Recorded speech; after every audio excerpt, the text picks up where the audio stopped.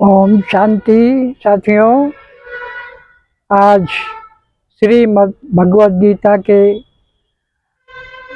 अगले अध्याय में श्री कृष्ण अर्जुन के संवाद में कर्मों के गुई गति के विषय में बातचीत करेंगे। आप सभी ध्यान से सुनेंगे और उसका अनुसरण भी करेंगे। परमात्मा अर्जुन को यहाँ पर कर्मों की गोह गति के बारे में बताते हैं कि जो मनुष्य कर्म में अकर्म और अकर्म में कर्म को देखता है तो वो बुद्धिमान योगी है। अब अकर्म में कर्म को देखना, इसका भावार्थ क्या है? तो बताया कि अकर्म हमने जो किया अर्थात हमने फल खाया, ये अकर्म हुआ, इसका कोई दूसरा फल नहीं मिलने वाला। अगर उसमें भी कोई श्रेष्ठ कर्म करे अर्थात उस बीज को पुनः धरती में डालकर बोए, ये है अकर्म में कर्म को देखना, अर्थात वो बुद्धिमान है। ऐसे जीवन में जो श्रेष्ठ कर्म करता है और उसके फलस्वरूप अकर्म भी करने लगता है, लेकिन उस अकर्म में पुनः श्रेष्ठ कर्म करने की क्षमता जिसके अंदर है।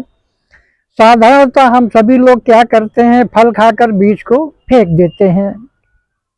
हमने अकर्म में कर्म को नहीं देखा, लेकिन जो व्यक्ति पुनः उस बीज को बोता है तो पुनः उसको हजारों फल की प्राप्ति होती है। ये है अकर्म में कर्म देखना। साधारणतः हम क्या करते हैं, मैंने जो कर्म किया उसका फल मिला, मैंने उस फल को स्वीकार किया और संतुष्ट हो गए। उसी कर्म में आगे कर्म करने की प्रेरणा प्राप्त हम नहीं करते हैं।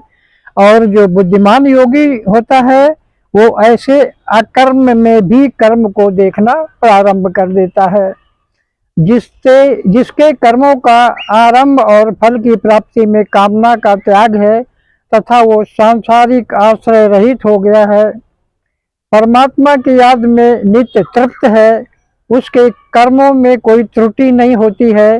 वो ज्ञान रूपी अग्नि से विकर्म अर्थात विकृत कर्म जो हुए हैं उसको भी भस्म कर देता है।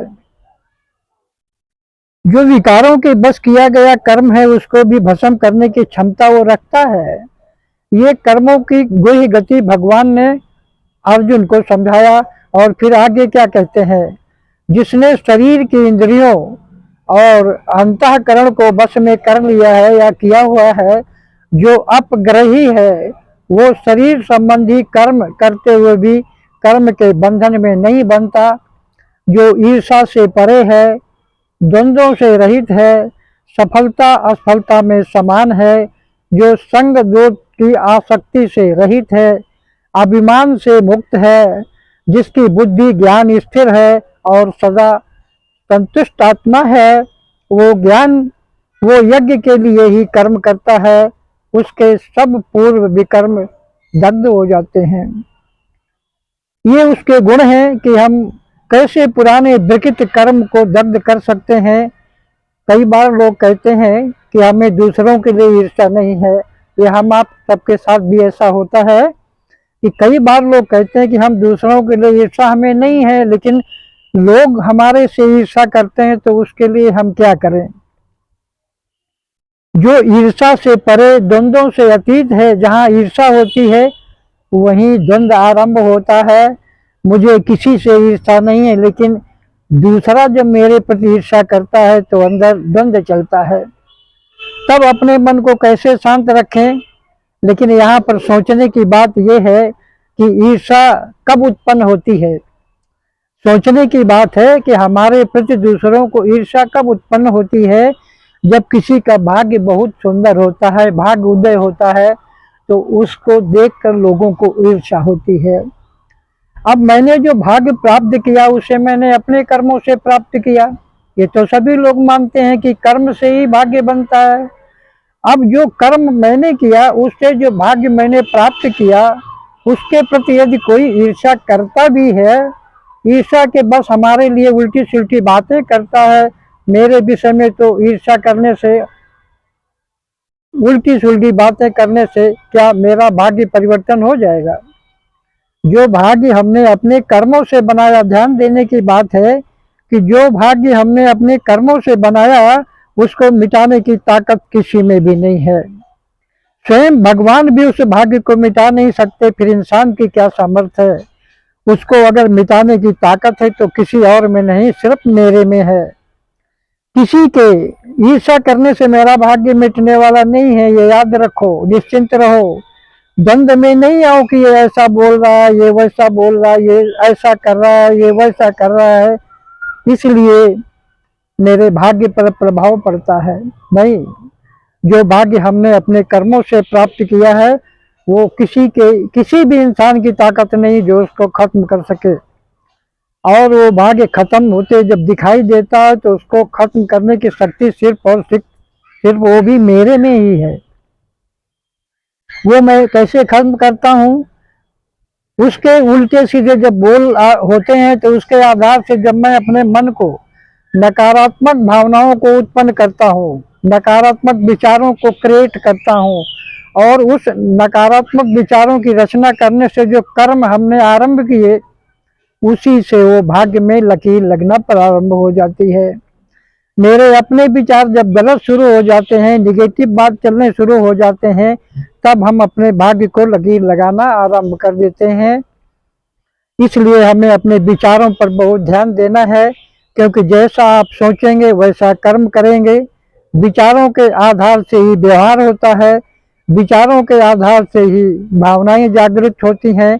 यदि विचार गलत हो गए तो भावनाएं गलत हो जाएंगी, और भावनाएं गलत हो गई तो व्यवहार गलत होगा। ये गलत व्यवहार हमारे भाग्य को लकीर लगाना प्रारंभ कर देता है। बाकी किसी के बोलने से हमारा भाग्य बदलने वाला नहीं है। इसलिए आप निश्चिंत रहें, द्वंद में नहीं आओ। ये मत सोचो कि मुझे तो किसी के प्रति ईर्ष्या नहीं है, लेकिन जब दूसरों को मेरे प्रति ईर्ष्या होती है तो मैं क्या करूं?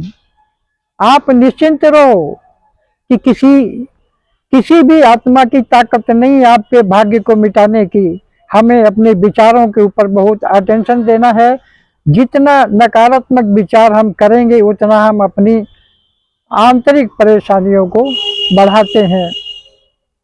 एक उदाहरण है, एक बार एक प्रोफेसर अपने स्टूडेंट को कुछ सिखाना चाहते थे, तो एक कप लाए और सारे स्टूडेंट को पकड़ा दिया और बोला इसको हाथ में पकड़ के ऐसे खड़े हो जाओ।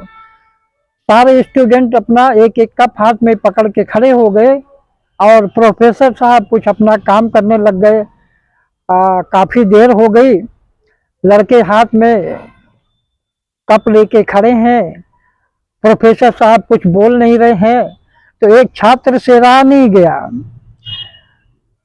छात्र से जब रहा नहीं गया तो उसने पूछा, सर ये हमको कितनी देर पकड़ के खड़े रखना है? तो प्रोफेसर ने कहा, क्यों, कोई दिक्कत हो रही, कोई परेशानी हो रही? बोला परेशानी तो नहीं हो रही है, लेकिन हाथ दर्द करने लगा है। बोला हाथ क्यों दर्द करने लगा है? क्या इतनी देर में कप का वजन बढ़ गया? तो बोला सर वजन तो नहीं बढ़ गया। तो फिर हाथ, अगर हम कहें इसको 1 घंटा ऐसे ही पकड़ के खड़े रहो, तो स्टूडेंट बोला सर हाथ तो सीधा का सीधा रह जाएगा। बोले 2 घंटा पकड़ के 5 घंटे पकड़ के खड़े रहो, तो बोला हाथ पैरालाइज हो जाएगा, काम करना बंद कर देगा।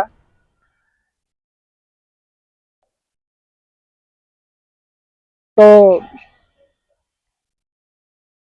प्रोफेसर साहब ने कहा क्या करना चाहिए? बोला सर ये खाली कप को पकड़ के खड़े रहने से फायदा क्या है, इसको रख देना चाहिए। प्रोफेसर साहब ने कहा यही तो हम आप सबको समझाना चाहते हैं कि आपके पास जो बेकार की बातें होती हैं, फलाने ने कहा, इसने वो कहा, उसने वो कहा, उसको कभी 1 घंटा, कभी 2 घंटा, कभी 1 महीना, और कोई कोई तो सालों साल पकड़ कर रखते हैं। तो क्या उन खाली बातों को पकड़ कर रखने से कोई फायदा है? ये प्रोफेसर साहब उनको शिक्षा देने के लिए ये फार्मूला प्रोफेसर साहब अपनाया और पूछा कि क्या पकड़ के रखने से जो फालतू की बातें साथ में पकड़ के रखे हो, सालों साल पकड़ के रखते हो, उसको रखने से कोई फालतू की बातें फायदा है? छोड़ो, बिना मतलब की बातों को दिमाग में पकड़ कर रखा है, इसलिए कोई ऐसा बोल रहा है, कोई ऐसा कर रहा है, फालतू बातों को पकड़ने से कोई फायदा नहीं है। इसलिए फालतू बातों को छोड़ दो। जितना ज्ञान युक्त बातों को जीवन में अपनाएंगे उतना हमारा मन और बुद्धि तेज होती जाएगी, उसकी शक्ति और क्षमता बढ़ने लगेगी। इसलिए व्यर्थ की बातों को मन में पकड़ कर नहीं रखो। ओम शांति।